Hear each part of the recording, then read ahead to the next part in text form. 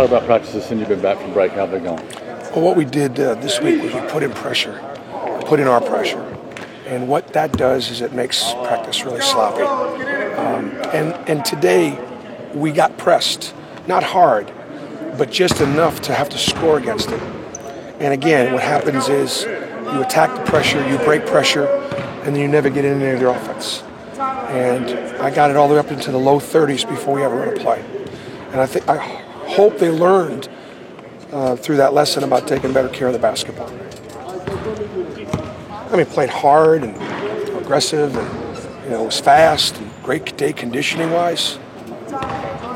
But we have 7 new players out there. I was more upset with my returning players because my returning players know how to guard. They know how to do what they're supposed to do, and I need them to lead.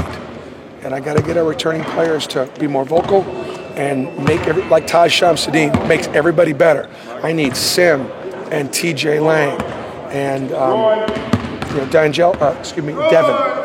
and Donnie. Joe Don didn't practice today because of a concussion symptoms. Those are only 5 guys returning. Are you hoping that one guy kind of steps up, kind of like KT did last year, as a leader? I think leadership is something that has got to sort of evolve. I was again pleased with the way Taj communicated out there. I think that I'll let it's so early that I've got to let the leadership kind of evolve. But I don't see this being a team like last year's team where it became pretty clear that it was KT and everybody else at the end of the year. This team will be much more spread out, much more balanced, and this team will look a lot more like my teams have in the past. How difficult is the concept of leadership in college basketball? Because especially you were coming in, you had last year was senior late and it was KT. This year you'd have 5 guys back, right? 2 were with any continuity. Everybody else is JUCO transfers, new guys. Yep. So in leadership in general, especially for what you're dealing with, just how difficult is that concept? Whether it be 1 guy or 5 guys or 10 guys, just the way in which you're having to deal with it. Last year, in order to sort of rebuild a disastrous roster, we had 4 transfers. 3 of them were, 3 of them, 2 of them were seniors, and 1 that didn't play last year, Kareem Canty. This year, we add to that 3 transfers. Okay. Now, in my classes coming up, we don't have any. So as a result, it's very, very new. Now, the great thing about this team is they get along really well. This team is getting along better than last year's team, all across the board, which gives me some hope. But I was actually talking to coaches today about leadership, and you'd like to let it be natural and let those leaders sort of evolve. As we get closer to the season, I'm going to have to force some of the upperclassmen to be able to be a little bit more vocal and lead. On teams, I have never won a championship with a team that didn't have great leadership from within. Keep in mind, I've only had 1 losing season in my career.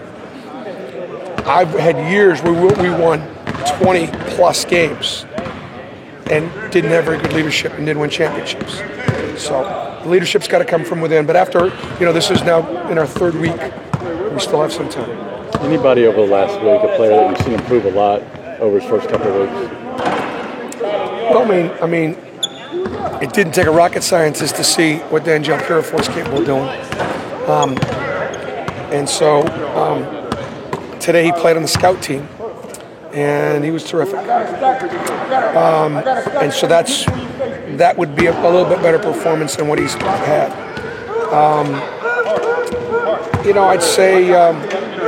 I'd say today we saw the makings of our top 8 players right now, if we had to go. And my scout team, they were down 11, 50-39, and UAB in Colorado, a lot better than my scout team.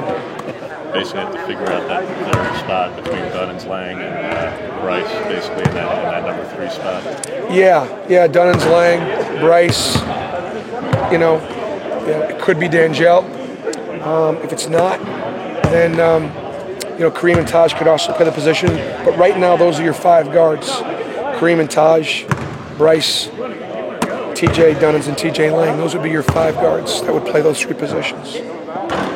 Tell me about T.J. Dunnins. What have you seen from him so far? T.J.'s a really good player, and T.J. you can't stay in front of him.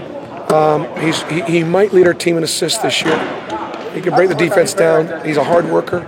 He's an active defender, but doesn't know where to be all the time because I don't think he's been better coached offensively than he has defensively. When we can get him in the right spots, he's going to be more effective defensively. And I will play call for him. You mentioned the other night Sim's going to be taking a 3 or 2 this season. How is that going to be different than last year when he was just kind of rolling down the court? Well, right now he's got a positive assist turnover ratio in the practices, and so he's really working on trying to be.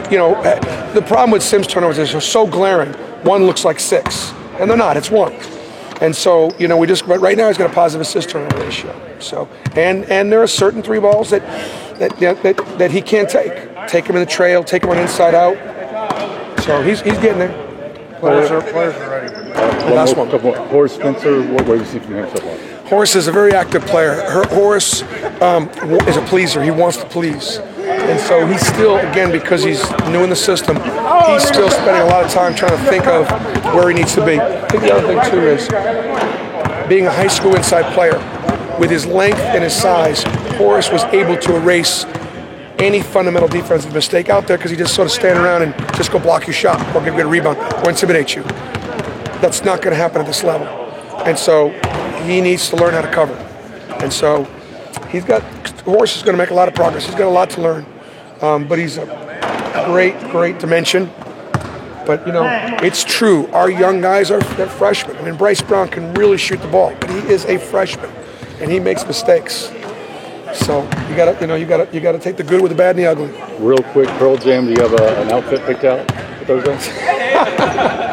Well, last year we came out with as Coach Malzahn, and that was fun. I think I might let a little bit more of the attention be shining on our players this year. Thanks, Coach.